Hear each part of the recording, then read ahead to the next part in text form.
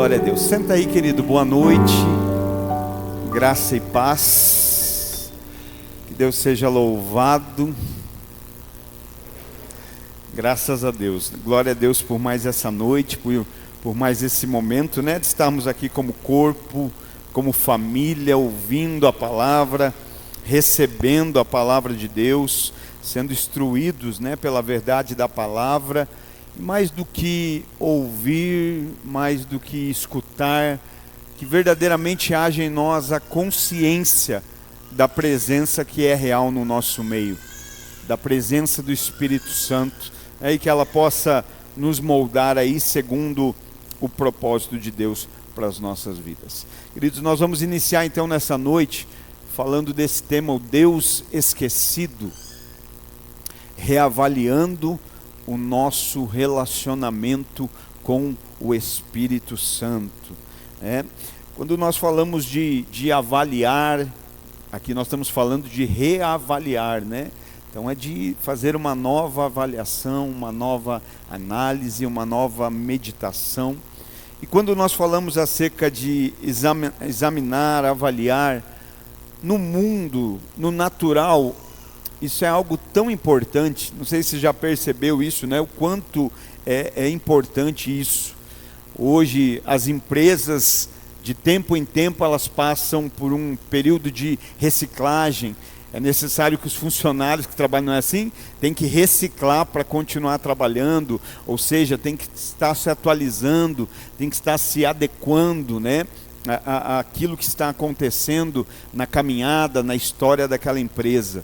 Hoje os nossos relacionamentos interpessoais, relacionamentos sentimentais necessitam de avaliação, né? Qual é o casamento que não é necessário na caminhada estar avaliando, reavaliando como estão os valores, como está a caminhada, né?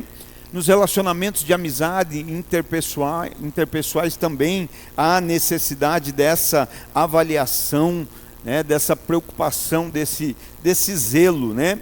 E aí pensa comigo, quando nós falamos de tudo isso, então, com relação à vida espiritual, isso deveria ser um cuidado ainda maior, porque nós temos a tendência de, no caminhar do tempo, no passar dos dias, ao longo da caminhada, ir se acostumando com o que está acontecendo. E sabe uma coisa que nunca vai poder ocorrer na nossa vida, é o sobrenatural passar a ser algo corriqueiro.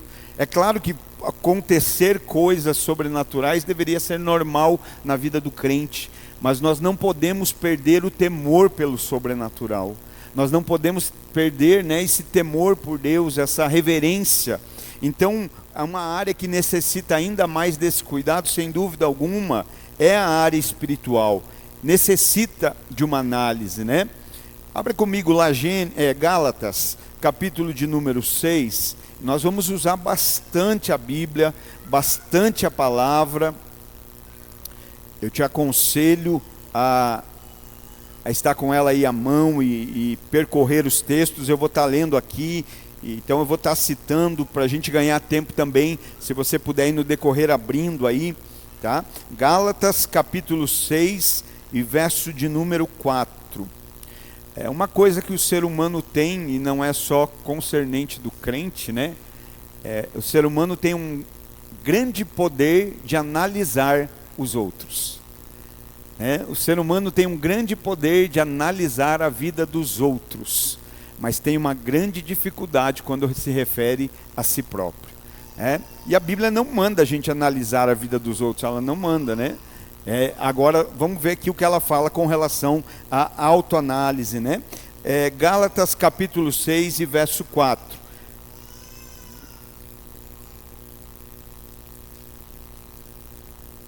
Diz assim: mas cada indivíduo avalie suas próprias atitudes, e então saberá como orgulhar-se de si mesmo, sem viver se comparando com outras pessoas. A parte A que eu quero dar a ênfase.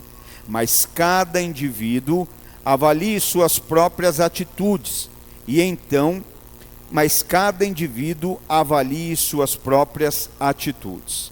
Também quero citar aqui o texto que nós usamos sempre, né, no momento da ceia, 1 Coríntios, capítulo 11 e verso 28, 1 Coríntios 11, 28, que diz assim: examine, pois, cada um a si próprio, e dessa maneira coma do pão e beba do cálice.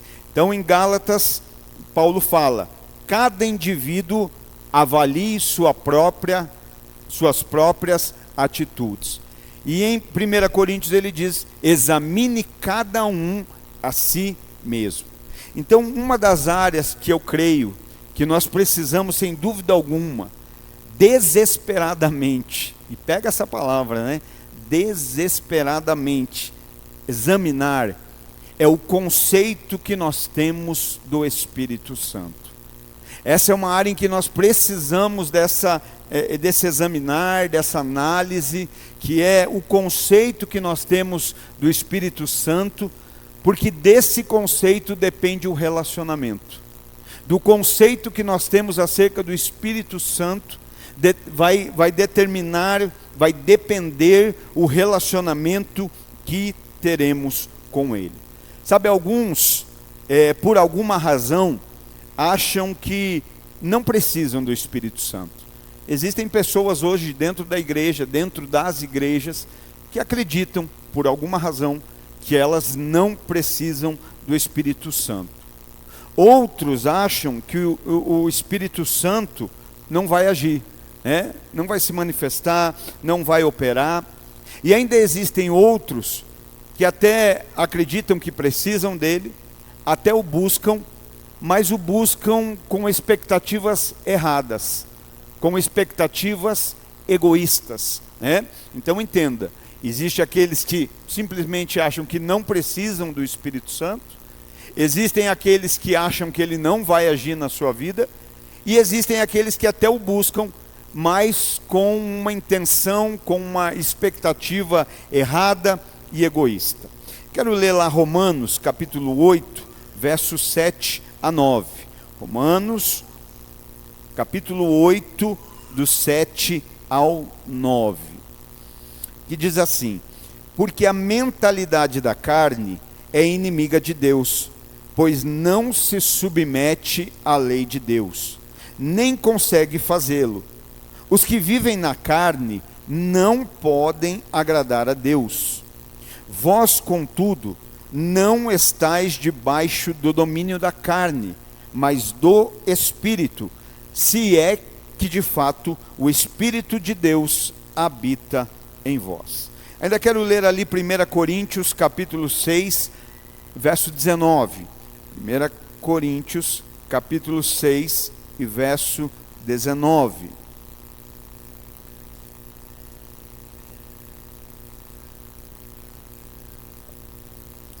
Primeira Coríntios 6 e 19.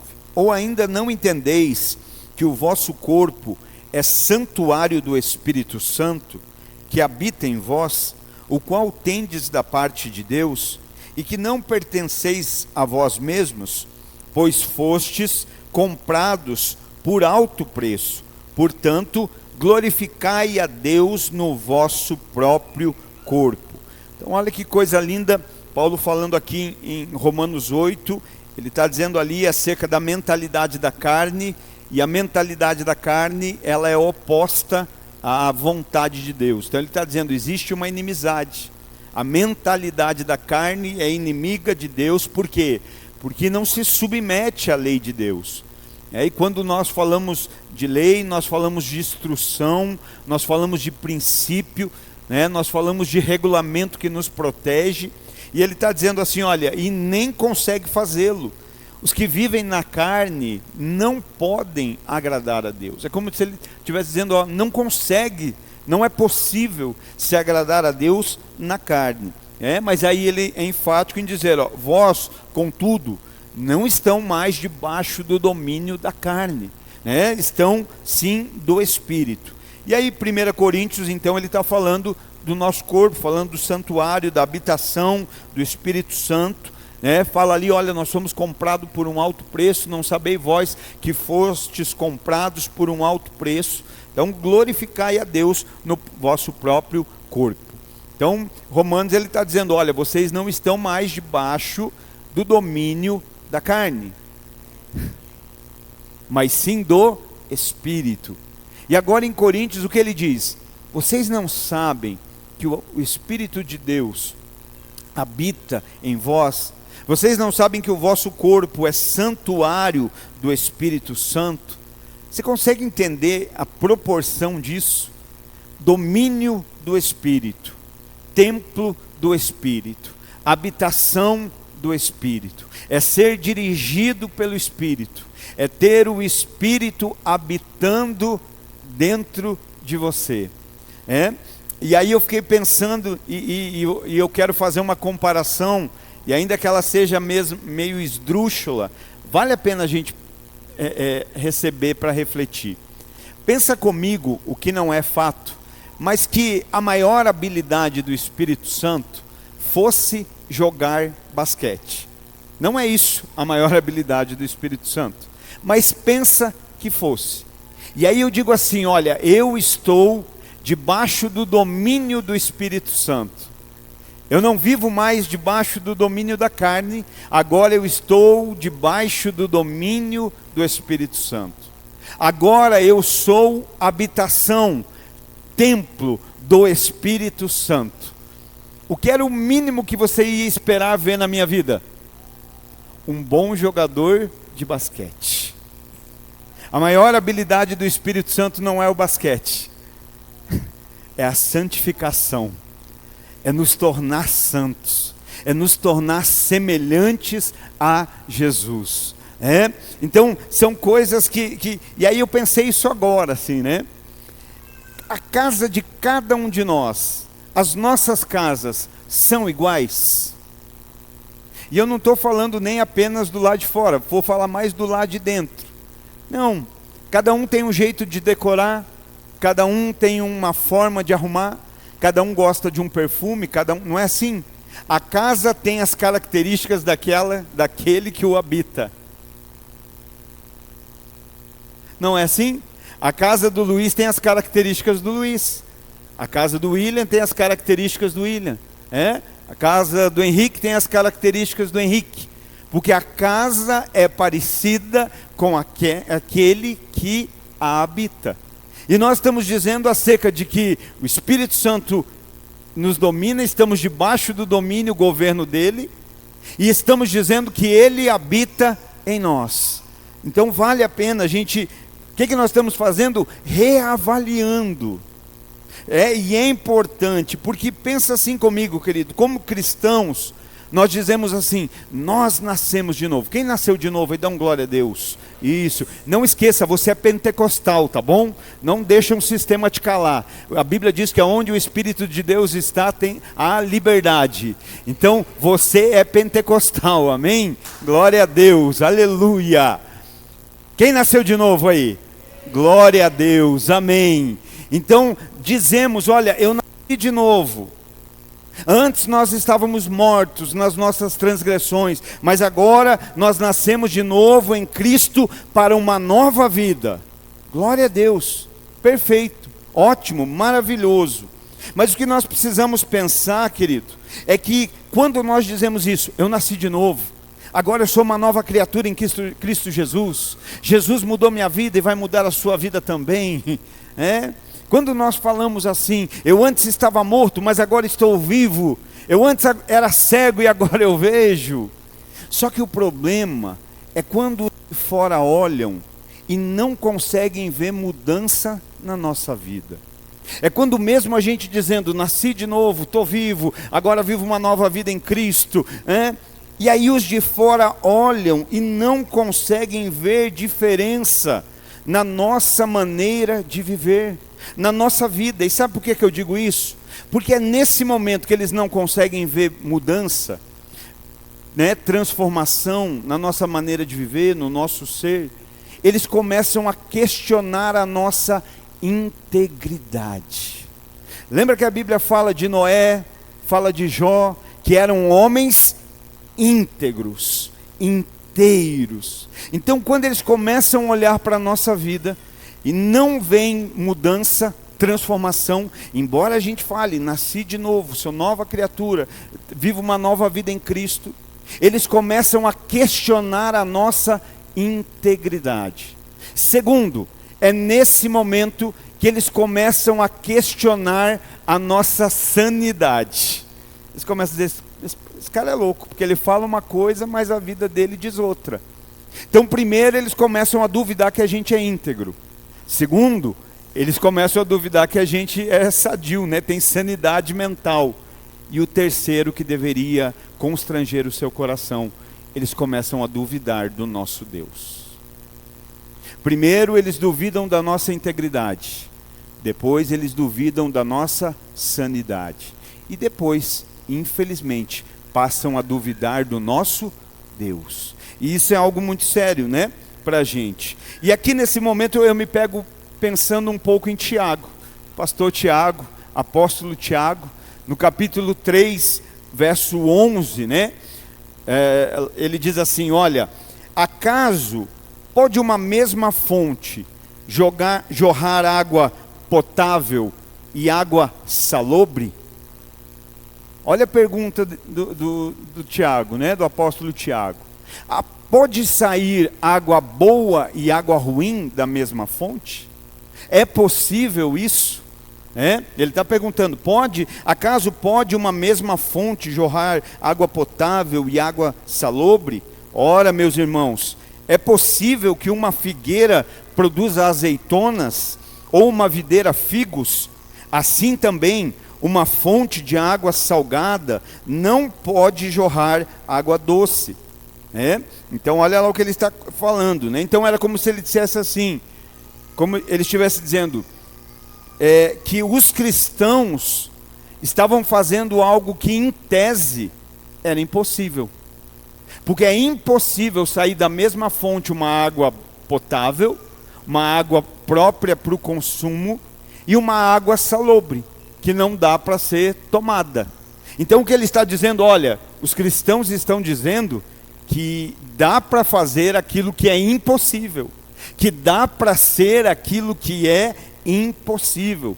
E é tão lindo porque no verso 10, o anterior ao que nós lemos, ele diz assim, olha, não está certo. Ele mesmo já está dizendo, olha, não está certo. Tem como da mesma fonte sair água boa e água ruim? Tem como, né, a figueira ali gerar azeitonas, ou uma videira figos? Não tem como. Então, querido, hoje, eu não sei se você já disse isso, só pensa, não ergue a mão, não se manifesta. Mas será que você nunca disse assim, eu não tenho fé? Será que você nunca disse assim, eu não tenho paz? Será que você mesmo caminhando na igreja, nunca disse assim, eu não tenho amor? E se você conseguiu passar pelos 3, parabéns, mas do quarto eu acho muito difícil. Quem será de nós que nunca disse assim, olha, eu não tenho mais paciência? Acabou minha paciência. Às vezes a gente até quer alegar a falta de paciência com o passar dos anos, mas paciência, amor, paz, não tem a ver com anos. Não tem a ver com o passar dos tempos, né? E a gente entende isso, né? Por que é que talvez está nos faltando isso? Porque nós temos um conhecimento racional do Espírito Santo, mas não relacional. Nós conhecemos na razão, na racionalidade, mas não no relacionamento. Nós temos teorias maravilhosas acerca do Espírito Santo. Mas por que às vezes está nos faltando amor dentro da igreja? Por que está nos faltando fidelidade dentro da igreja? Por que nos falta paz dentro da igreja? Por que nos falta amor dentro da igreja? Por que nos falta paciência dentro da igreja? Gálatas capítulo 5, verso 22. Gálatas 5, 22. Entretanto, o fruto do Espírito é o amor, a alegria, paz, paciência, benignidade, fidelidade, mansidão e domínio próprio. Então olha lá, e ainda esqueci, né? Quem nunca dentro da igreja não falou, eu não tenho alegria, está me faltando alegria, está me faltando paz, está me faltando amor, está me faltando paciência, está me faltando, né, fé. Olha aqui, ó, o que é isso? é o fruto do Espírito. Então, nós muitas vezes temos o quê? Um conhecimento racional do Espírito Santo, mas não um conhecimento relacional, porque o fruto não é gerado pelo que eu sei.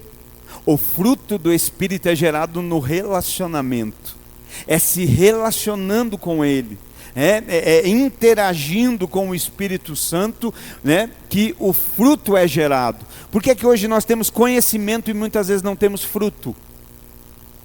Porque a gente busca aprender, mas não busca se relacionar. Então a gente também vai entender o porquê de tudo isso. Lá em João, no Evangelho de João, no capítulo de número 14, Evangelho de João, capítulo de número 14, são os momentos ali que Jesus está preparando, se preparando para cumprir a sua obra, cumprir o propósito que o Pai o enviou, está se preparando para deixar os discípulos. E ali em João 14:1 ele diz assim: olha, não permitais que o vosso coração se preocupe, credes em Deus e crede também em mim. Então Jesus está se preparando para deixar o mundo, e ele adverte os discípulos, e ele diz: olha, gente, não temam, olha, não permitam que o coração de vocês estejam preocupado, creiam em Deus e creiam também em mim. Então ele está se preparando para deixar o mundo, mas está lhe dando uma palavra para os seus discípulos. No verso 2 e verso 3, olha o que ele diz: na casa de meu pai há muitos aposentos, se não fosse assim, eu o teria dito a vós. Portanto, vou para preparar-vos lugar.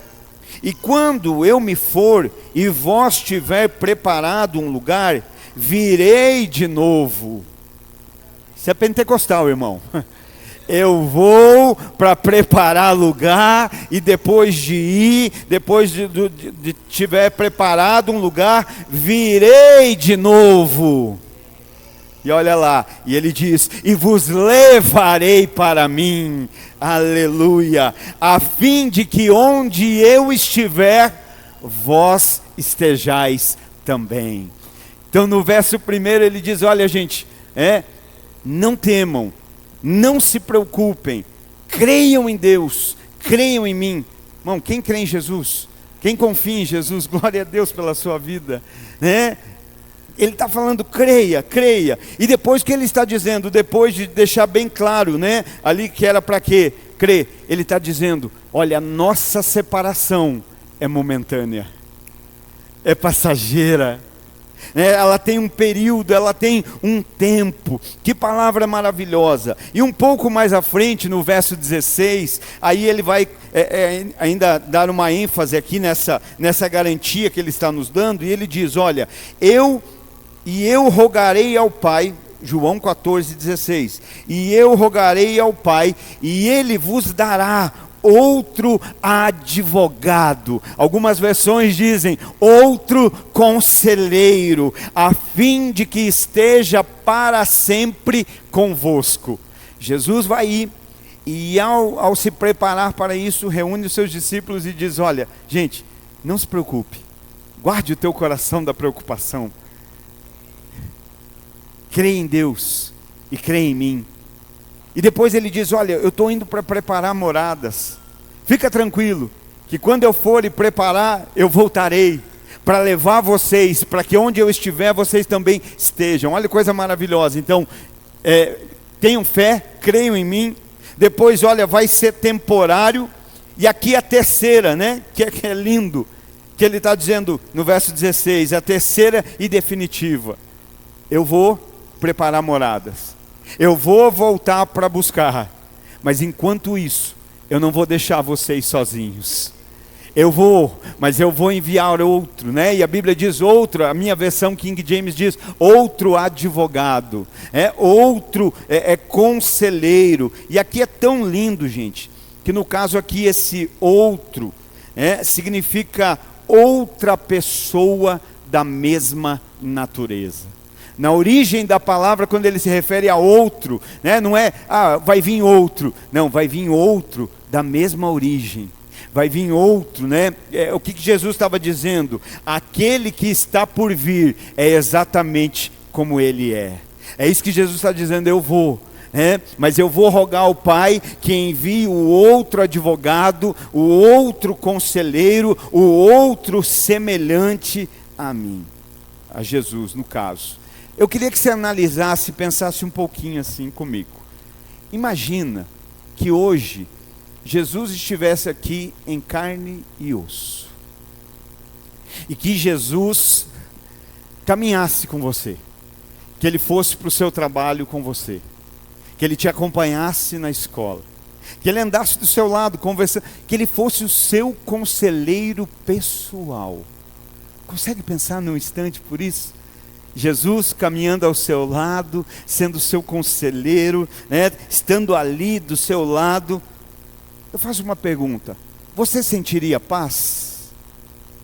Você se sentiria confiante? Você se sentiria encorajado? Pensa, Jesus do seu lado, caminhando, te aconselhando. Sabe, tem uma dúvida, e aí Jesus, o que eu faço? E agora Jesus, como? Nós sentiríamos paz. Nós sentiríamos confiança. Nós, na verdade, nós ficaríamos até encorajados. Nós ganharíamos uma coragem que nem temos, né? Então imagine, né, Jesus pessoalmente nos ajudando a dar cada passo da vida. Jesus nos ajudando a tomar cada decisão da nossa história. Uau, que sensacional, meu irmão. Que maravilhoso nós podemos pensar nisso, não? Mas aí eu faço a pergunta para você assim: baseado no que nós podemos achar que essa situação de Jesus estar do nosso lado, em carne e osso, seria maior ou melhor do que a presença literal do Espírito Santo? No que essa presença de Jesus em carne e osso seria maior do que lembra que nós lemos lá? Mas vós já não estáis mais debaixo do domínio da carne, mas do Espírito. Vós sois templo do Espírito. Jesus não está aqui em carne e osso, mas o Espírito Santo habita dentro de nós. O Espírito Santo está em todo o tempo com a gente. Sabe, nós temos o Espírito do Deus vivo. O Espírito do Deus vivo habita dentro de nós. O Espírito, né, daquele que ressuscitou dentre os mortos, vive dentro de nós. Você acredita nisso, irmão? O Espírito daquele que ressuscitou Jesus dentre os mortos habita dentro de você. O Espírito do Deus vivo habita dentro de você. Aleluia! Então, nós precisamos ter essa compreensão. E nós vamos entender o porquê, dessa comparação. João capítulo 16 e verso 7, olha só. João um pouco à frente do 14, onde você já estava, no capítulo 16, verso 7 diz assim: todavia, eu vos asseguro, é Jesus falando, que é para o vosso bem que eu parta. Então Jesus está dizendo, olha, eu garanto para vocês, eu asseguro para vocês, que é para o bem de vocês que eu preciso partir. Que é para o bem de vocês que eu preciso ir. Eu imagino que quando Jesus disse isso, os discípulos não compreenderam muito. Assim como alguns hoje ainda não compreendem. Como assim? Jesus está dizendo que é para o bem deles que ele precisa ir. Jesus está dizendo que é bom para eles que ele vá. Olha só, talvez eles tiveram dificuldade de assimilar, como alguns de nós ainda hoje em dia, ainda temos a dificuldade de assimilar isso. Como pode, talvez eles pensavam, como pode ser melhor estar sem ele aqui? Como pode ser melhor estar sem a presença de Jesus, com aquele que nós podemos conversar, com aquele que nós podemos comer, com aquele que nós podemos dar risadas, e trocar isso por um espírito que não pode ser visto, é um espírito que não pode se ver fisicamente. Sabe, milhares de anos depois, hoje em dia, ainda eu acredito que muitos optariam, né, pela presença física. Olha, eu quero o Jesus físico em detrimento de um espírito invisível. Mas o que nós precisamos entender aqui? Quem é que está dizendo que é melhor? Quem aqui confia em Jesus? Quem acredita que Jesus sabe o que é melhor de fato? Quem obedece aquilo que Jesus orienta? Então não é o pastor que está dizendo, é melhor que Jesus não esteja. Quem está dizendo foi Jesus. Jesus estava dizendo, olha, é melhor para vocês que eu vá. É melhor que eu vá, porque quando eu for, Ele virá. Então é o próprio Senhor Jesus dizendo que era melhor para os seguidores dele, que o outro, o advogado, o conselheiro, viesse. Quem aqui acredita nisso? Que era melhor? Amém. Eu preciso mexer com você, porque nós estamos reavaliando, né? Nós viemos para reavaliar. Eu não sei você, eu não quero ficar vindo culto por culto e continuar da mesma maneira, irmão. Isso é perca de tempo. Tem coisa por aí para fazer, se for para... Eu quero reavaliar a minha vida e alinhar em cima dessa reavaliação, né? Então, Jesus está dizendo isso para eles, que era melhor que o outro, que o conselheiro viesse, né? Então, você está dizendo, eu creio. E aí a pergunta para nós fica assim, será que a nossa vida reflete essa convicção? A nossa vida reflete a convicção de que é melhor, mesmo Jesus já foi, né? Ele subiu assunto aos céus, depois do período que ele ficou aqui na terra, depois da ressurreição, ele subiu. E como ele prometeu, assim como ele subiu, o consolador, o conselheiro, o outro, o advogado veio e está entre nós. Então, se nós cremos de fato, será que a nossa vida aponta para essa convicção?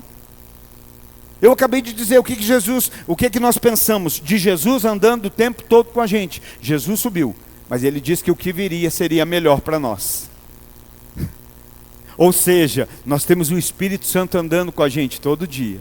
A gente tem o Espírito Santo ao nosso lado todo dia. A gente tem o Espírito Santo em todo momento disponível para nos ouvir, para nos orientar, para nos edificar, para nos... Quem crê nisso, gente? Então, olha só, né? Então, hoje, muitos crentes possuem o quê? Um conhecimento básico do Espírito Santo. Só o básico, né? Ou então, só tem informações. Mas o que nós precisamos, você entende? Às vezes as pessoas conhecem o básico do Espírito Santo. Outros têm muita informação do Espírito Santo. Mas quando se fala de experiências com o Espírito Santo, é aí que a coisa muda. Porque informação tem a ver com o que eu aprendo. Experiências tem a ver com o que eu vivo. E aí quando a gente fala de conhecer, alguns conhecem o básico. Mas quando se fala de experiência, aí a coisa muda. Sabe, a gente precisaria nesse momento parar um pouquinho. Para um pouquinho, se puder, fecha teus olhos aí um pouquinho, sem medo, ninguém vai mexer no que é seu. Você consegue se lembrar da sua última experiência com o Espírito Santo de verdade? Verdadeiro, irmão. Que você sabe que foi o Espírito Santo? Pensa nisso. Quando foi a sua última experiência com o Espírito Santo? Quando foi? Pensa, reflete um pouquinho. Quando foi? Experiência verdadeira que eu tive. Eu lembro uma vez que veio uma jovem pregando aqui, ela disse assim, olha, as nossas experiências não precisam ser grandes, só precisam ser verdadeiras. As nossas experiências não precisam ser grandes, só precisam ser verdadeiras. Amém? Volta para cá agora, terra chamando, volta. Então talvez o nosso problema seja isso, que nós conhecemos muito o Espírito Santo no racional, mas muito pouco no relacional, de relação, de relacionar, de conhecer, de ter experiências. Sabe, a igreja primitiva, ela conhecia, ela sabia, no termos de conhecimento, a igreja primitiva sabia do Espírito Santo muito, muito, muito, muito menos do que muitos crentes aqui hoje.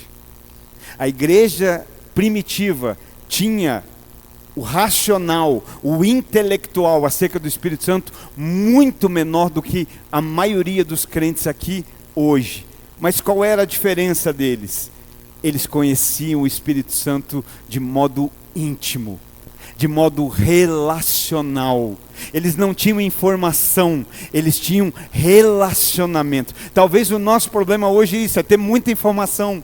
E aí a gente vive pela informação e não pelo relacionamento. Só que a informação a gente usa para impressionar os outros, mas o relacionamento para transformar quem está ao nosso redor. Através do que a gente conhece, a gente quer impressionar, mas o verdadeiro relacionamento transforma quem está ao nosso redor. A igreja primitiva não tinha informação, mas tinha relacionamento. O que acontecia? Deus os usava para tocar o mundo do lado de fora. O Espírito Santo os usava, não para falar quem era o Espírito Santo, mas para agir como alguém que estava debaixo do domínio e sendo morada do Espírito Santo.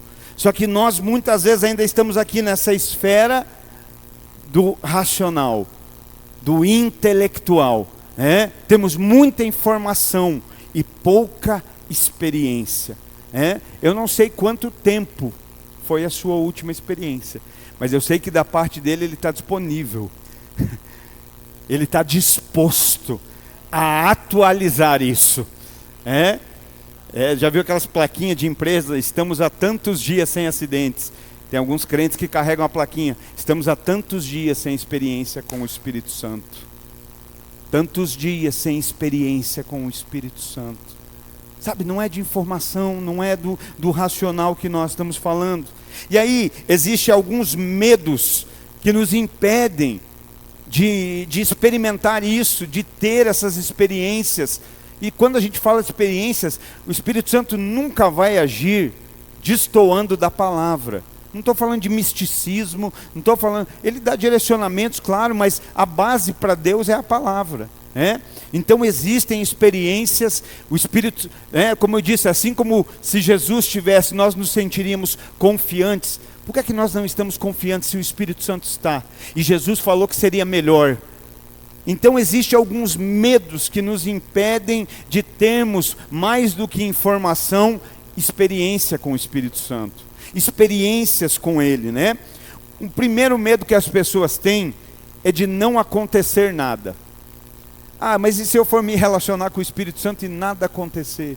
Se eu for me relacionar com o Espírito Santo e, talvez eu vou ficar frustrada porque nada aconteceu. Então alguns nem tentam ter experiências, nem tentam se relacionar, porque tem medo de que nada aconteça. Mas nós ainda continuamos crendo na palavra. Nós ainda continuamos crendo em Jesus. E olha o que diz Lucas capítulo 11, verso 13. Lucas 11 e 13. Aleluia. Lucas 11 e 13. Ora, se vós, apesar de serdes maus, sabeis dar o que é bom aos vossos filhos, quanto mais o Pai que está nos céus dará o Espírito Santo àqueles que lhe pedirem. Se vós, sendo pais maus, sabem dar boas coisas aos vossos filhos, quanto mais não vos dará o Pai o Espírito Santo, se o pedirem. Então aqui, querido, já é para acabar com esse medo de que não vai acontecer. O Espírito Santo não é para mim, não vai acontecer, eu não vou ter experiências com o Espírito Santo, eu vou ser frustrado na experiência. Não, o relacionamento com o Espírito Santo é uma promessa de Deus, é uma promessa de Jesus. Ele está dizendo, vocês são pais maus, se o teu filho pede algo se não dá, quanto mais o Pai vai te dar se você pedir o Espírito Santo. O que Jesus está dizendo? Peça e Ele te dá. Peça e Ele vai te dar. Ou seja, é uma promessa. Eu não sei se você ainda lembra disso, mas Deus cumpre as suas promessas. Deus cumpre as suas promessas. O homem promete e não cumpre, mas Deus, cada uma das suas promessas se cumprem. Então, se você é desses que fica pensando, não vai acontecer, eu nunca vou me relacionar com o Espírito Santo, ele nunca vai interagir comigo, então você não crê nessa promessa. Jesus está dizendo, olha, se você pedir, ele dá. Então é promessa, é para nós, né? Deus cumpre. Então, só que claro, existem algumas diferenças. Você já viu como a gente tem dificuldade em crer no que está explícito para crermos e facilidade em crer naquilo que Deus nunca mandou a gente crer? Porque quando eu digo é promessa, o que ele está dizendo? Já viu aquele texto que quando a gente fala, aquele que pede, recebe. O que bate, a porta se abre. O que busca, encontra. E aí as pessoas usam, né? Então olha, a Bíblia está dizendo que é para eu pedir que a porta vai se abrir. A Bíblia está dizendo que é para eu buscar que eu vou encontrar, né? A Bíblia está dizendo que é para eu pedir que eu vou receber. Mas se a gente for ver, cada uma dessas coisas tem a ver com algo. E o pedir tem a ver com o Espírito Santo. Então às vezes aqui a palavra está dizendo claramente, é promessa, né? Peça e Deus vai dar o Espírito Santo. Peça e você vai receber. E aí a gente fala, eu tenho medo de não me relacionar. Mas aí a gente pede o emprego, a gente pede o casamento, a gente pede a prosperidade, a gente pede... E isso ele não mandou pedir. Olha como a gente tem fé para pedir o que ele não mandou e não tem fé para receber o que ele diz que é nosso. Peça e você vai receber, né? Então é promessa, Deus cumpre, né? Então só não confunda isso. Existe uma diferença em acreditar nas coisas que Deus prometeu e orar por coisas que você gostaria de ter. Aí você pode dizer, mas eu já orei por algo e não recebi. Ué, porque não era porque você queria que Deus queria que você tivesse, né? Então, agora aqui o que ele está me dizendo, peça e o Pai vai te dar. Peça e ele não vai negar. O segundo medo é exatamente o oposto. Se o primeiro é medo que ele não faça, e eu acredito que isso é da minoria, o segundo, totalmente oposto do primeiro, é medo que ele faça, é medo que ele fale, é medo que ele direcione, é medo que ele comissione. Está entendendo? O primeiro é um medo assim, não, ele não vai interagir comigo. E o segundo, ele vai. Se eu for falar, ele vai dizer. Se eu for falar, ele vai apontar o que fazer. Se eu for falar, ele vai apontar para onde ir. Se eu for falar, ele vai apontar como, Então, infelizmente, hoje muitos crentes não querem de fato saber o que Deus quer deles. Essa é a grande verdade. Quantos de nós será que de fato tem orado para Deus dizendo, Deus, o que o Senhor quer de mim? O que o Senhor quer da minha vida? Sabe, querido, não tem a ver com a gente empurrar um propósito goela abaixo de Deus. Tem a seca com a gente receber um propósito do coração de Deus, né? Então, o que o Senhor quer da minha vida? Qual é o propósito que o Senhor tem para mim, né? Buscar isso em Deus. Então, o primeiro não busca porque acha que não vai ouvir. E o segundo não busca com medo do que vai ouvir. E isso talvez hoje pega muito a gente, né? Porque a gente não busca com esse medo. Mas se eu for falar, o Espírito Santo vai falar o que eu tenho que fazer. Então eu prefiro não ouvir, que daí pelo menos eu posso dizer, eu não sabia. Eu não sabia. Não é que a gente não sabia, a gente não buscou saber. Aquele que busca, encontra. Por que a gente não encontra? Porque não está buscando. A gente só quer buscar o que nos agrada. A gente só quer buscar o que faz bem para o nosso ego. E isso não tem a ver com vida, com o Espírito Santo. A gente quer buscar aquilo, né, que para nós é importante. Sabe, o Espírito Santo, ao contrário do que alguns podem imaginar, ele não quer nos magoar. Ele não quer nos fazer sofrer. Não é isso, né? O desejo do Espírito Santo é nos tornar semelhantes a Cristo. É nos tornar parecidos com Cristo. Só que, claro, para isso acontecer, vai haver um processo. E na construção desse processo, o processo pode ser doloroso. Mas não é intenção do Espírito nos machucar, nos ferir, nos magoar. Não, Ele quer nos tornar santos. Ele quer nos tornar parecidos com Jesus. E isso envolve o quê? Um processo. E aqui eu queria entrar um pouquinho, de maneira rápida, mas na teologia do Espírito, falando um pouco acerca do Espírito Santo, né? A Bíblia diz que é impossível que nós venhamos a compreender Deus por completo, Não tem como compreender Deus por completo, não tem como aprender tudo acerca de Deus, né? Só que e da mesma forma, né, o Espírito Santo, então não tem como a gente aprender tudo, não tem como a gente falar tudo, porque a gente, né, isso não é possível. Mas eu quero que você pegue duas palavras nisso. Não é possível se aprender de Deus por completo, mas não faça com que isso seja uma desculpa para não aprender. Então já que não dá para aprender tudo de Deus, eu não quero aprender nada. Não é isso que a Bíblia diz. E segundo, não faça disso um limite. Amém? Então não dá para aprender Deus por completo, então eu nem vou aprender, ou então o que eu aprender aqui chega. Não, temos muito a aprender. A cada dia nós estamos aprendendo em Deus, né? Então eu quero falar um pouquinho aqui de algumas características do Espírito Santo para a gente compreender, porque o Espírito Santo, o que a Bíblia diz? Que ele deseja, que ele domina, que o Espírito Santo habita, né? Eu mesmo já falei aqui de um dia que eu estava lá na minha casa, lá em Curitiba, dançando com o Espírito Santo. O irmão levou o Espírito Santo para comer pizza, a irmã toma café com o Espírito Santo. Só que vamos dizer bem a verdade, o Espírito Santo não está preocupado em dançar comigo, comer pizza com você ou tomar café. Ele quer guiar as nossas vidas. Do que adianta a gente dançar com ele e deixar ele no quarto? Do que adianta comer pizza e deixar ele na cadeira? Do que adianta tomar o café e deixar ele para trás? Não, ele quer guiar a nossa vida. Claro, vamos comer muito, tomar muito café, vamos dançar muito com ele, vamos chamar ele para pizza, para churrasco, seja o que for, mas sem antes deixá-lo conduzir a nossa vida, porque é isso que verdadeiramente ele deseja de nós. E para isso nós precisamos entender, né, um pouco acerca do Espírito Santo. E a primeira coisa, já foi dito e a gente está reavaliando e relembrando, é que o Espírito Santo é uma pessoa. O Espírito Santo é uma pessoa. O que o Espírito Santo é? Uma pessoa.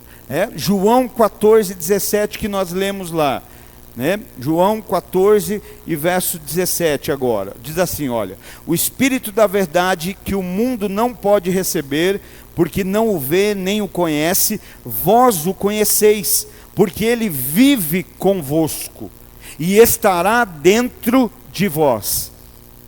Espírito da verdade que o mundo não pode receber, porque não o vê, nem o conhece, vocês o conhecem. Por quê? Porque ele vive com vocês. A gente tem facilidade em achar que o Espírito Santo é um poder, é um vento, é um fogo. Quem aqui vive com fogo? Quem aqui vive com o vento? Quem aqui vive com poder? Não diga que vive com poder, né, irmão? Agora ele está falando o quê? O que é viver? É conviver.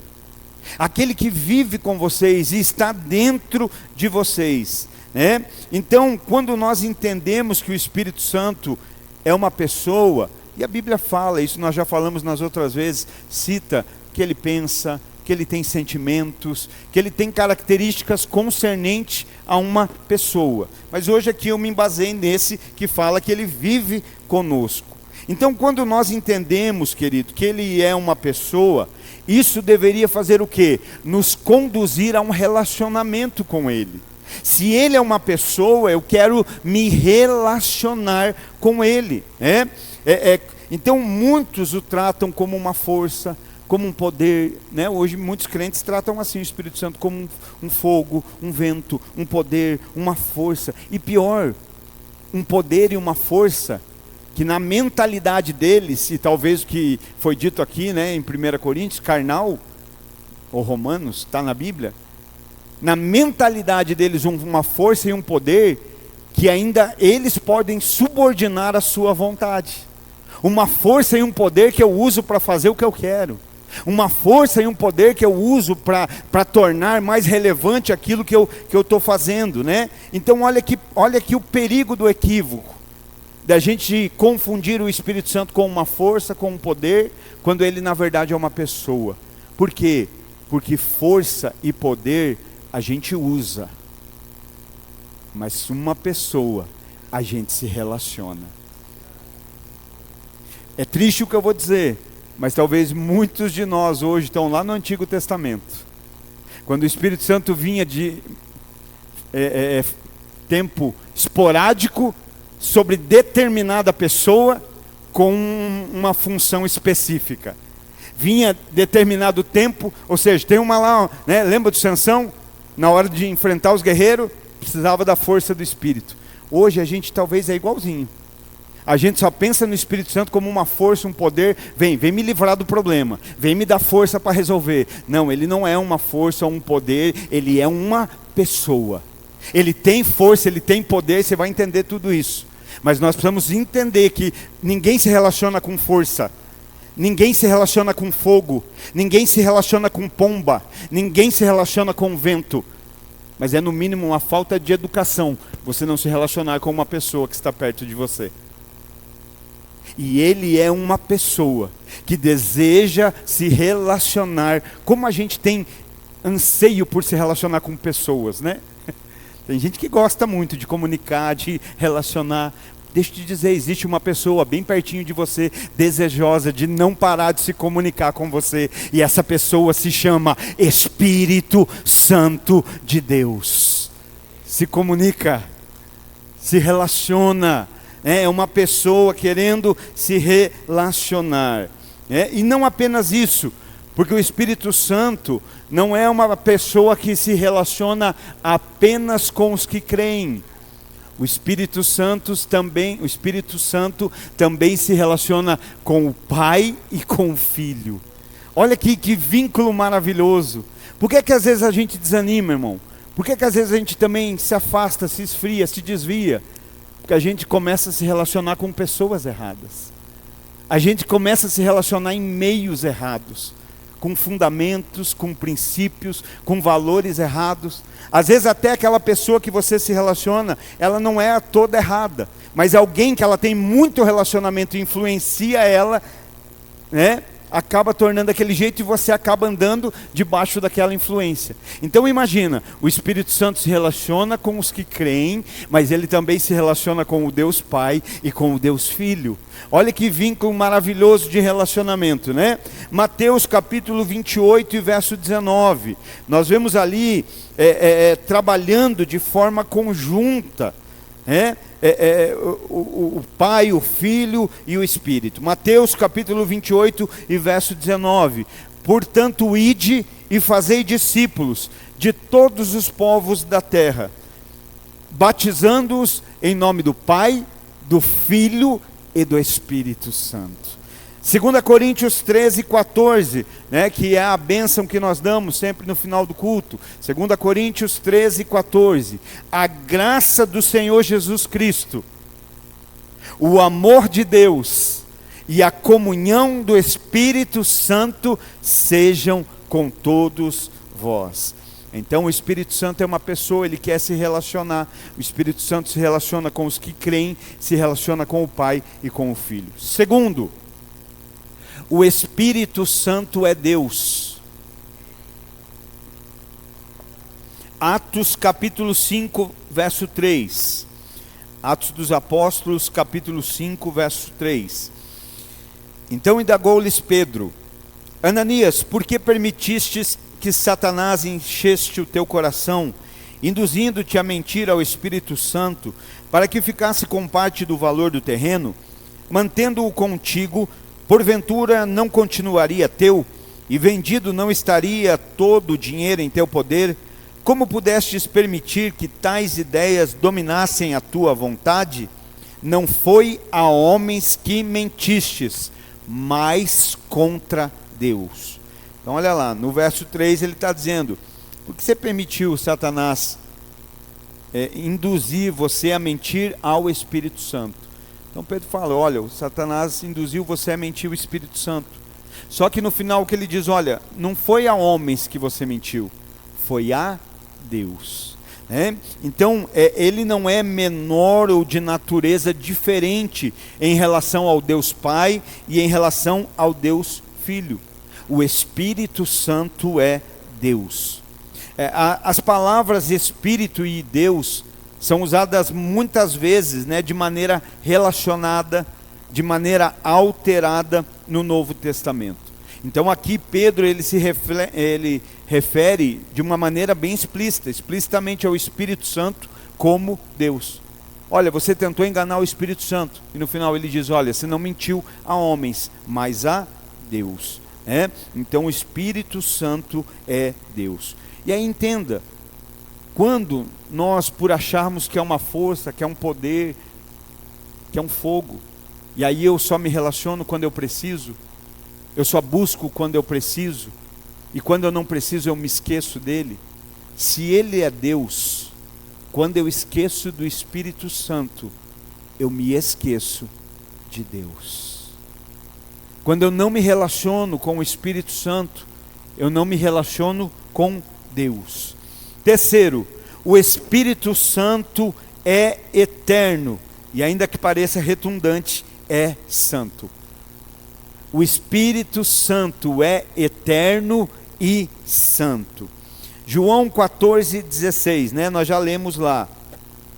Lembra que Jesus disse, para que o Espírito Santo? Para que ele ia rogar ao Pai, para que o Pai enviasse o outro conselheiro, advogado? Para que ele ficasse com eles para sempre. Para que esteja convosco para sempre. Olha o que diz Hebreus, capítulo 9, verso 14. Hebreus, capítulo 9 e verso 14.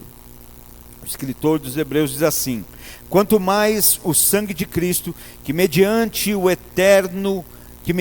Espírito eterno, se ofereceu de forma imaculada a Deus, purificará completamente a nossa consciência de comportamentos que conduzem à morte, para que sirvamos ao Deus vivo. Então olha lá, Jesus no João 14, ele prometeu aos discípulos que ele rogaria e o Pai enviaria o Consolador, o Conselheiro, o Advogado, e ele estaria com eles para sempre. Aqui em Hebreus está dizendo ali, olha, mediante o Espírito eterno, Jesus se ofereceu de forma imaculada ao Pai. Então nós vemos que o Espírito Santo é um ser eterno, mas ele também é um ser santo. É uma pessoa, é uma pessoa. O Espírito Santo ele quer se relacionar conosco. O Espírito Santo é Deus. O Espírito Santo é eterno e santo. Romanos 1,4 diz assim, Romanos 1,4, e com poder foi declarado Filho de Deus, segundo o Espírito da santidade, Espírito de santidade, pela ressurreição dentre os mortos, Jesus Cristo, nosso Senhor. Romanos capítulo 5 e verso 5. Romanos 5 e 5. E a confiança não nos decepciona, porque Deus derramou o seu amor em nossos corações. Meu Deus, olha que duas palavras aqui tremendas. A confiança não nos decepciona. Aqueles que confiam em Deus não são decepcionados, amém? Então a confiança não nos decepciona, mas aí ele diz algo mais tremendo. Por quê? Ele diz, porque Deus derramou amor em nossos corações. Deus derramou amor em nossos corações. Mas de que forma ele fez isso? Por meio do Espírito Santo que ele mesmo outorgou. Então o Espírito é eterno e o Espírito também ele é santo. Ficou claro, irmão? O Espírito é eterno e o Espírito é santo. O Espírito de Deus é santo. Espírito, ele não tem esse nome por acaso, Espírito Santo. Mas esse Espírito que é eterno e esse Espírito que é santo habita dentro de você.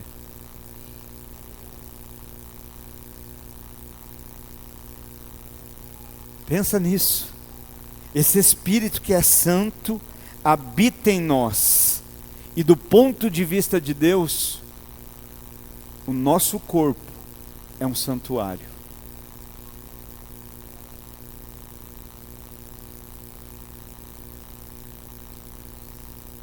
Olha só, esse Espírito Santo habita dentro de nós.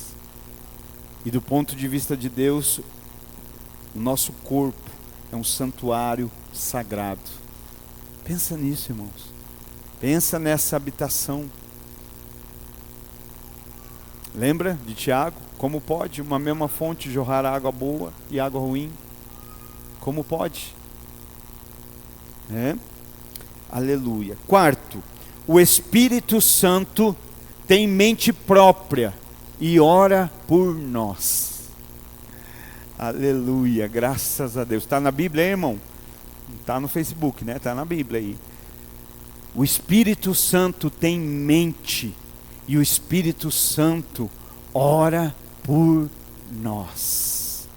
Que lindo isso, né? Eu não sei você, mas isso dá um regozijo, né? A gente saber que o Espírito Santo ora por nós. Romanos 8:27 diz assim: aquele que sonda os corações conhece perfeitamente qual é a intenção do Espírito. Espírito é maiúsculo, Espírito Santo. Porquanto o Espírito Santo suplica pelos santos em conformidade com a vontade de Deus. Que coisa linda. O Espírito Santo suplica pelos santos conforme a vontade de Deus. O que você pensa disso? O que você acha disso? De saber que tem um Espírito dentro de você que é eterno, que é santo, que intercede por você, que roga por você, que suplica pela sua vida. Mas agora vem o detalhe mais importante: conforme a vontade do Pai. Quantas vezes a gente não compreendeu isso, irmãos? E quis com que o Espírito Santo intercedesse por nós, do nosso jeito, pela nossa vontade. E aqui está muito claro, né? O Espírito suplica pelos santos, em conformidade a um nível ali, a uma forma de fazer isso. E qual é? Com a vontade do Pai. Então é pela vontade do Pai. Isso para mim é muito confortador, é confortante, é motivador saber que o Espírito Santo clama pela gente, intercede, que Ele suplica pela gente, mas a gente precisa entender de que forma. E eu me lembro que uma vez um pastor contou que ele foi com alguns amigos para um campo de golfe, jogar golfe. E ele indo aquele dia para o campo de golfe, ele foi orando. E disse que ele pedindo a Deus: Deus, me ajuda para que hoje seja o melhor jogo da minha vida. Que eu jogue hoje da melhor forma. Que eu ganhe e ganhe bonito mesmo. E aí ele conta que aquele foi o pior jogo dele. Foi o jogo que ele foi mais envergonhado. Que ele ficou em último mesmo. E aí alguém pode dizer: pastor, então quer dizer que o Espírito Santo não intercedeu? E eu digo: não, pelo contrário, o Espírito Santo intercedeu. Mas intercedeu conforme a vontade. Ele está indo e dizendo: Espírito Santo, me ajuda para eu ganhar. E o Espírito Santo está intercedendo para que o orgulho dele fosse quebrado, para que a arrogância dele fosse quebrada.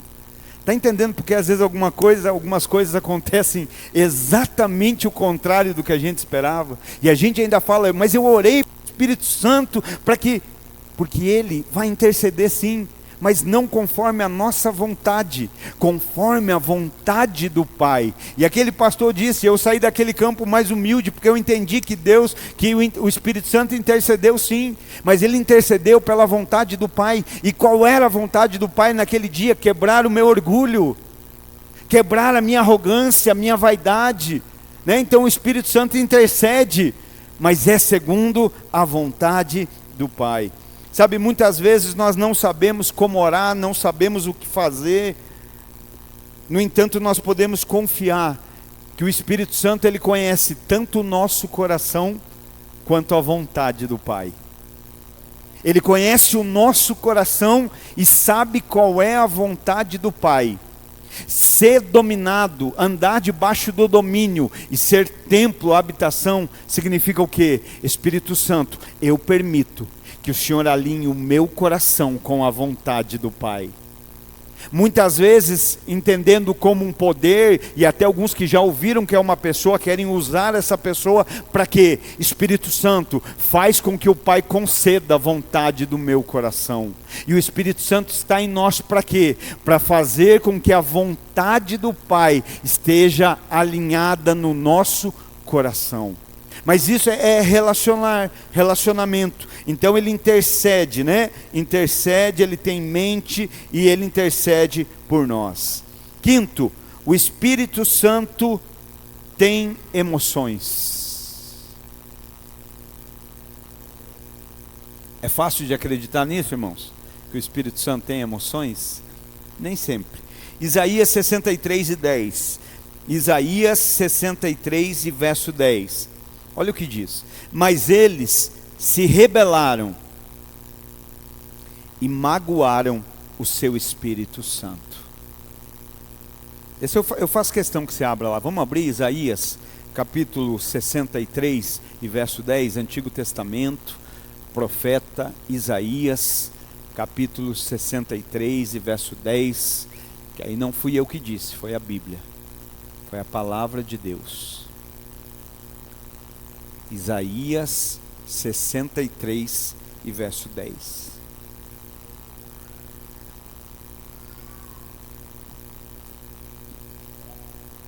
Mas eles se rebelaram e magoaram o seu Espírito Santo. Foi então que ele teve que agir como inimigo deles e lutou pessoalmente contra eles. Efésios 4:30 ainda diz assim: não entristeçais o Espírito Santo. Não entristeçam o Espírito de Deus. E aí nessa hora eu não sei você, mas eu fico pensando como a gente tão pequeno e insignificante pode entristecer a Deus. Mas ele está dizendo não entristeçam. Então se ele está dizendo é porque é possível. É possível seres tão insignificantes como nós entristecerem a Deus. Ontem eu estava aqui fazendo um atendimento e a gente conversando, e eu não sei se... Quem aqui ama Jesus? De verdade. Eu vou perguntar de volta, para te dar a chance de responder. Quem aqui ama Jesus? De verdade. Amém? Então pensa nisso, querido. Você diz amar Jesus. Amém? Mas lembra quando Jesus lá está sendo crucificado? Quem colocou Jesus naquela cruz? Quem colocou Jesus naquela cruz? Os nossos pecados. Foi por causa dos nossos pecados que... Foi por amor, claro, mas se não houvesse pecado, Jesus não precisava demonstrar amor desse jeito. Ele demonstraria se relacionando. Os nossos pecados colocaram Jesus na cruz. Você diz que ama Jesus, mas eu queria que você imaginasse a coroa de espinhos. Vamos trazer para o individual agora. Nós estamos na devoção coletiva, mas vamos pensar um pouquinho individualmente, só nesse momento. Quem colocou Jesus na cruz? De quem? Seu. O meu, o seu. Então pensa e me ajuda aqui a analisar. Lembra quando aquela coroa de espinhos é colocada nele de maneira de envergonhá-lo? E ao ser cravada, ela o fere, fazendo com que seu rosto se retorcesse e saísse sangue. Quem colocou aquela coroa de espinhos na cabeça do Jesus que você ama? O seu pecado. Eu digo o meu pecado, se diz... Quem colocou a coroa de espinhos na cabeça de Jesus? Jesus havia sido chicoteado, cortado, ferido. Quem fez com que Jesus fosse ferido? Você ama Jesus. Jesus foi crucificado. Pregos transpassaram as suas mãos, transpassaram os seus pés. E quem colocou aqueles pregos em Jesus? Jesus tem o seu lado transpassado. Por que Jesus foi transpassado? Por causa do meu pecado. Naquele ciclo de dor, pensa, Jesus está crucificado pelas mãos e pelos pés. Pensa o corpo curvado, pensa como ficava o pulmão aqui dentro, a respiração. Eu penso que já era um sofrimento, um martírio, simplesmente respirar. E Jesus respira sofrendo por causa de quem? Você diz amar Jesus, mas Jesus foi castigado, ferido, crucificado, açoitado, envergonhado por causa do... Então, qual o sentimento você deveria ter pelo pecado hoje? Pelo pecado que feriu o seu Jesus, pelo pecado que castigou o nosso Jesus, pelo pecado que sacrificou o nosso Cristo. Não sei você, mas eu sinto ódio do pecado. Como a gente consegue ainda gostar daquele que machucou, feriu, vilipendiou, açoitou, aquele que nós dizemos amar? E aí eu me apego mais uma vez a Tiago. Não tem como uma fonte dar dois tipos de água. Não tem como eu dizer que eu amo Jesus e eu ainda continuo amando aquele que castigou o meu Jesus. Não tem como a gente conseguir conciliar esses sentimentos. Sabe, aqui nós estamos falando que o Espírito Santo tem sentimentos. Né? Às vezes parece o quê? Que ter sentimento, que ter emoção é uma coisa de fraco, não parece? Só os fracos têm emoção, só os fracos têm sentimento. Às vezes a impressão que a gente tem é essa, mas foi Deus que criou os sentimentos. Foi Deus que criou, né? E claro, como qualquer outra coisa criada, pode ser usado para o bem e pode ser usado para o mal. Pode ser usado de boa forma, mas pode ser usada de uma forma terrível, né? Então, se foi Deus que criou, eu acho muito difícil, né? Eu acho que não é tão difícil crer que Ele também os tenha. Então, o Espírito Santo é uma pessoa que é Deus, que é eterna, é santo e que se entristece. E sabe quando Ele se entristece? Quando há uma ruptura de relacionamento nas nossas vidas. Quando a gente rompe o relacionamento aqui com as pessoas, com os irmãos. Quando a gente rompe o relacionamento, né, verdadeiro com Deus. Ele se entristece. Ele fica entristecido quando há desunião. Ele fica entristecido quando há contendas. Ele fica entristecido quando há ódio, quando há ciúme. Ele fica entristecido quando há inveja, né? Ele se entristece quando está acontecendo intrigas. Ele se entristece com tantas outras coisas ruins. É aí que nós estamos entristecendo o Espírito Santo. Olha só como muitas vezes a gente não tem essa preocupação, porque como eu vou entristecer o vento? Como eu vou entristecer o fogo? Como eu vou entristecer a pomba? Não, Ele é uma pessoa que é santa, que é eterna, que intercede, que clama, mas também que se entristece. E nós corremos o risco de estarmos entristecendo ao Espírito Santo. Será que isso hoje para nós aqui é importante? Será que isso hoje na sua vida, pensa aí nesse momento, de maneira individual, de todo o coração eu te peço. Hoje para você é importante saber que o Espírito Santo se entristece? Hoje para você é importante saber que nós corremos o risco de entristecer o Espírito Santo? E sabe por que eu digo? Porque eu creio que se nós realmente achássemos importante entristecer o Espírito Santo, não haveria, se nós acreditássemos nisso, se nós verdadeiramente, é verdade, eu creio, é possível entristecer o Espírito Santo se entristece, se isso fosse verdade e importante para nós, haveria menos disputas, haveria menos competição, haveria menos vaidade, haveria menos brigas, haveria menos divisões, haveria, né, em nossas igrejas. Por quê? Porque quando eu falo, a pessoa que eu estou falando não está ouvindo, então ela não se entristece porque ela não ouve, mas o Espírito Santo está sendo entristecido. Às vezes estou fazendo algo no corpo que a pessoa não está vendo, o pastor não está vendo, mas o Espírito Santo está. E se isso fosse verdade, eu acredito que tudo isso, haveria menos vaidade na igreja, irmãos. Haveria menos dedo apontando e mais mãos ajudando. Haveria menos gente julgando e mais gente sendo solidário. Sabe, oremos, nós precisamos orar para que a nossa preocupação maior seja com a tristeza do Espírito Santo e não com a nossa.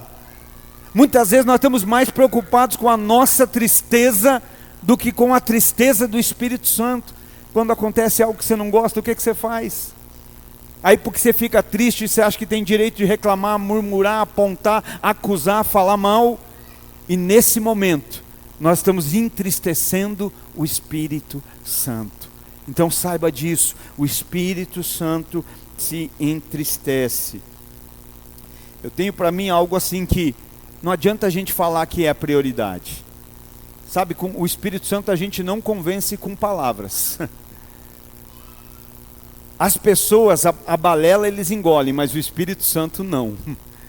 Uma boa oratória convence pessoas, mas não o Espírito Santo. Então eu tenho para mim que atitudes revelam prioridades. Não é palavras. Atitudes revelam prioridades, o resto é balela. O resto é conversa furada, né? Já viu? Eu fico pensando assim, como pode a gente dizer que não tem tempo para aquele que criou o tempo? Como pode a gente dizer que não tem tempo para aquele que é o Senhor do tempo? Você consegue imaginar isso?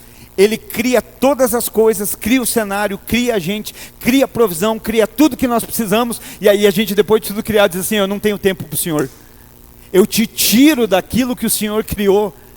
Era mais ou menos como você preparar uma festa, decorar o salão, contratar os docinhos, fazer tudo, e na hora da festa alguém diz, dá para você dar licença porque não tem espaço no salão para você? É muitas vezes assim que nós estamos fazendo com Deus, né? Então, pensa acerca disso. Sexto, o Espírito Santo tem vontades e desejos próprios, e glória a Deus por isso. Graças a Deus por isso. 1 Coríntios 12, 11. Entretanto, o mesmo e único Espírito realiza todas essas ações. Ele as distribui individualmente a cada pessoa conforme deseja. Eu vou repetir isso. Que coisa linda, maravilhosa, glória a Deus. 1 Coríntios 12, 11. Entretanto, o mesmo e único Espírito realiza todas essas ações. E Ele distribui individualmente a cada pessoa conforme deseja. E aqui ele está tratando o assunto que todo mundo que gosta do Espírito Santo gosta desse assunto, os dons. Nós queremos os dons. Deus está mais preocupado que a gente tenha o caráter do Espírito. Nós buscamos os dons. E aqui ele está falando acerca dos dons, e ele está deixando um recado muito importante para a gente. Ele está dizendo aqui, né, o Espírito Santo distribui. Distribui como? Individualmente, a cada pessoa, conforme deseja. Você acredita que alguém na terra pode ser mais poderoso que o Espírito Santo? Alguém aqui acredita que exista alguém na terra mais poderoso que o Espírito Santo? Quem distribui os dons? Como? Individualmente. Para quem? Para cada pessoa. Olha que maravilhoso. O que ele está nos dando aqui? Um recado importante. Ele está dizendo assim, lembra que sou eu que estou no controle. A gente não tem mania de falar isso? Deus está no controle de tudo. Mas quando acontece algo que a gente queria e não ganha o que queria, é o homem. Deus está ou não está no controle? Ele está dizendo aqui, né? É Ele que dá, o mesmo e único Espírito Santo que dá individualmente. Então ele está dizendo, lembra, eu estou no controle. Ou seja, nós não escolhemos os dons. nós não escolhemos os dons e também não podemos determinar o que Deus fará por intermédio de nós ou por meio da igreja. E aí nesse momento você já pegou lá, mas Paulo manda buscar os melhores dons. Ele está falando aqui de responsabilidade, de compromisso, de seriedade no buscar, né? E pensa, o que eu penso de melhor dom? Dom de servir, dom de ensinar, né? Tanto que ele deixa o dom de línguas para depois disso, né? Então, ele está falando de seriedade. Quando tem uma versão que diz, busque com zelo os melhores dons. Porque daí a gente entende assim, não, então Paulo está mandando eu buscar os dons que eu quero. Quem distribui os dons? Conforme o quê? É conforme a vontade de Deus. Então ele está dando recado, não esquece, eu ainda estou no controle. Sétimo e último, o Espírito Santo é onipotente, onipresente e onisciente. Zacarias capítulo 4 e verso 6, Zacarias 4 e 6, então ele me explicou, esta é a palavra do Senhor a ser entregue a Zorobabel, não por força, nem mediante a violência, mas pelo poder do meu Espírito, afirma o Eterno dos Exércitos. Então aqui está falando o que? De onipotência. O Espírito Santo tem todo o poder. Salmo 139, versos 7 e 8. Salmo 139, 7 e 8. Para onde poderei eu fugir do teu Espírito? Para onde poderei correr e escapar da tua presença? Se eu escalar o céu, aí está. Se me lançar sobre o leito da mais profunda sepultura, igualmente aí estás. Aqui está falando o quê? Onipresença, está em todo lugar. Então olha, o Espírito Santo é onipotente, tem todo o poder. O Espírito Santo é onipresente, está em todo lugar. 1 Coríntios 2 e 10. 1 Coríntios 2 e 10. Deus, todavia, o revelou a nós por intermédio do Espírito. Porquanto o Espírito a tudo investiga, até mesmo as profundezas de Deus. Onisciência. Tem uns crentes que parecem uns agentes secretos que querem investigar tudo, né? Se relaciona com o Espírito Santo, que ele sabe de todas as coisas. Deixa ele te guiar, deixa ele te orientar, deixa ele te conduzir, deixa ele nos revelar a vontade do Pai, aquilo que o Pai tem para as nossas vidas e alinhar o nosso coração com a vontade de Deus. Fica de pé, por favor.